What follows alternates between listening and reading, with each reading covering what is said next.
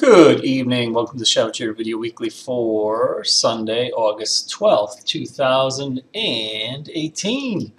Title of this video is Market Falls Out of Balance, with that image of the high wire performer almost falling out of balance. We did fall out of balance this week. It was a 3-day balance, which is important because that's obviously a decent number of days. This is the balance here.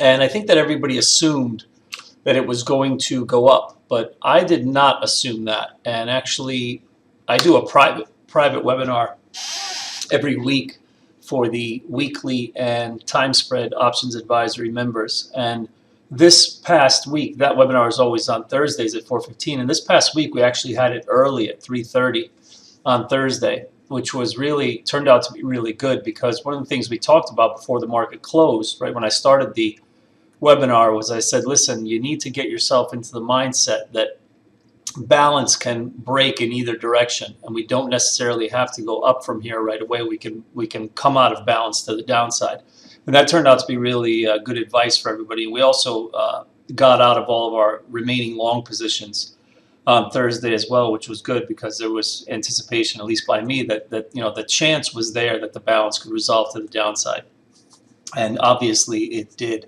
So we now have this gap here to fill, and the question is, are we going to go lower? And what I want to talk about in this video here, to get to the meat of it, is I'm seeing signs out there that we're actually not going lower. We may still go lower in the beginning, but at some point I think we turn back up. But we may actually turn back up relatively quickly. So let me show you some of the things that I'm seeing here. So first things first, in looking at the profile for the longer term, pay attention to the fact that there's lack of material excess here on the highs, right? This is 2 TPOs across at the top, so there is not an excess high such as like this. This is an excess high, and then you can see the market comes off for a bit.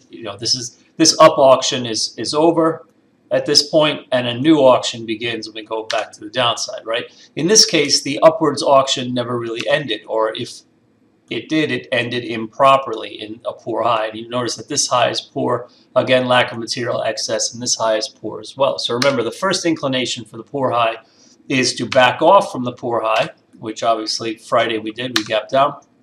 But the second inclination is to go back up and test it and then break through, right? The poor high. So we're going to keep that in mind and kind of carry that forward. All right. The second thing that I'm noting here is the fact that Friday's action really wasn't all that bearish. And what makes me say that it wasn't all that bearish? Well, first of all, it didn't close very bearish, right? We closed right up here, probably in the upper to middle part of the range. And secondly, notice where we closed in relation to the overnight range. This is important. This is the overnight range. Inventory 100% net short, correct? So all these people are short. And here's the overnight low. And look where we closed. We closed above the overnight low. A weaker market wouldn't really find that much acceptance up into the overnight range. It should be somewhat lower.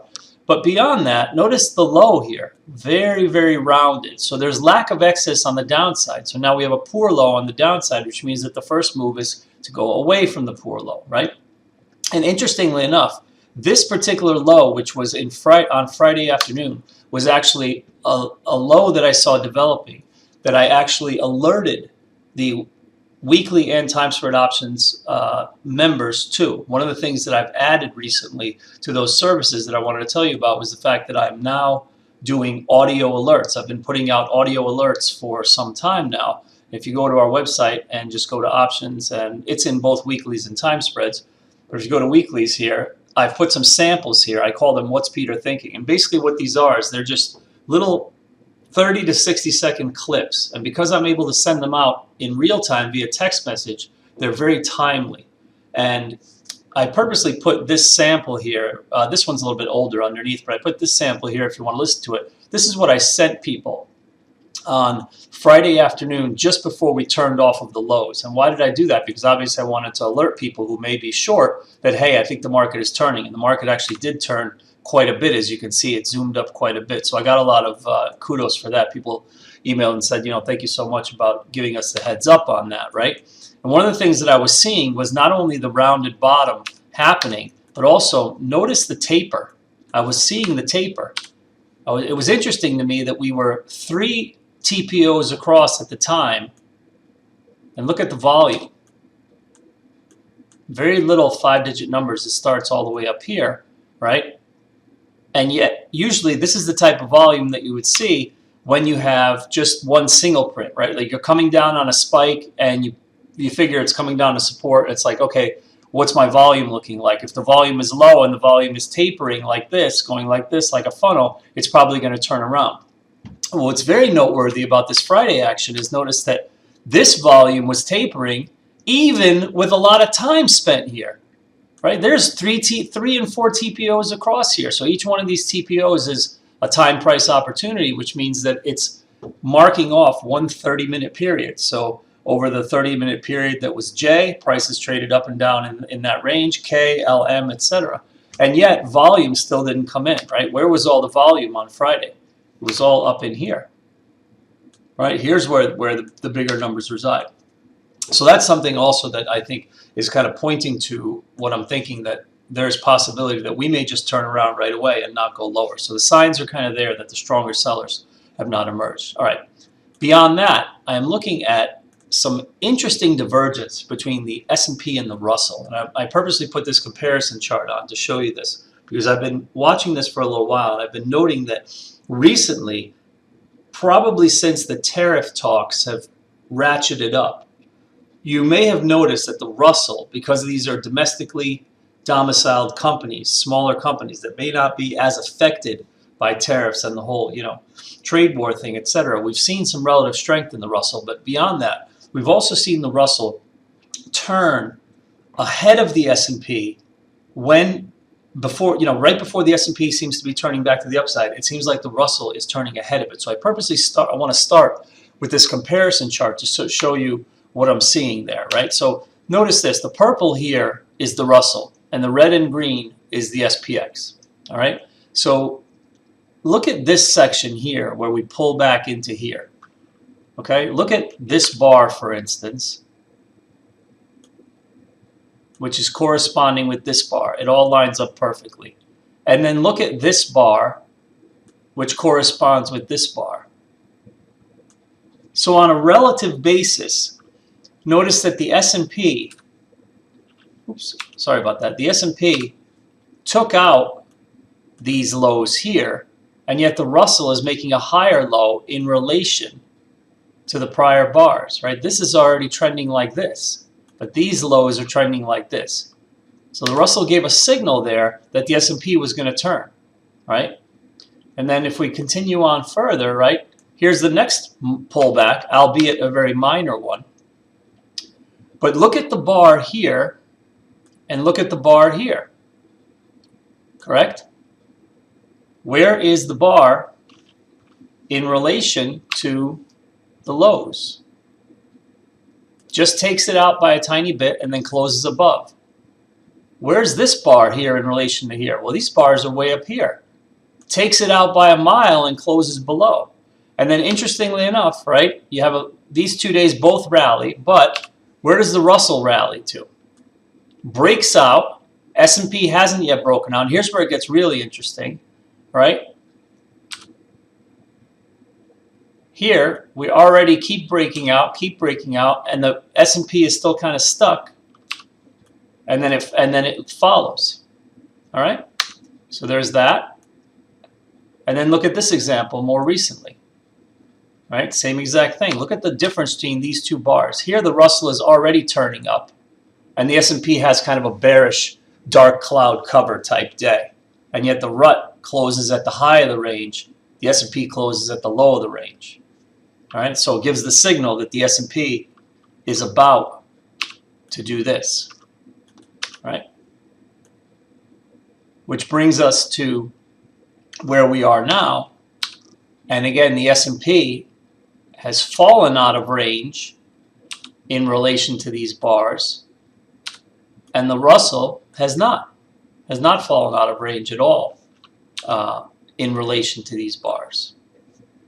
So this is another reason why I'm thinking there's possibility that we are not going to go lower. All right.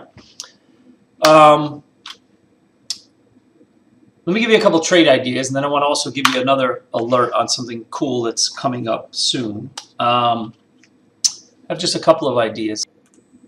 So given that the market may be moving a bit higher here, I'm just going to show you a couple stocks that I'm watching that I think could be interesting. Netflix has broken trend, but it hasn't done much, but it also hasn't fallen back below this line.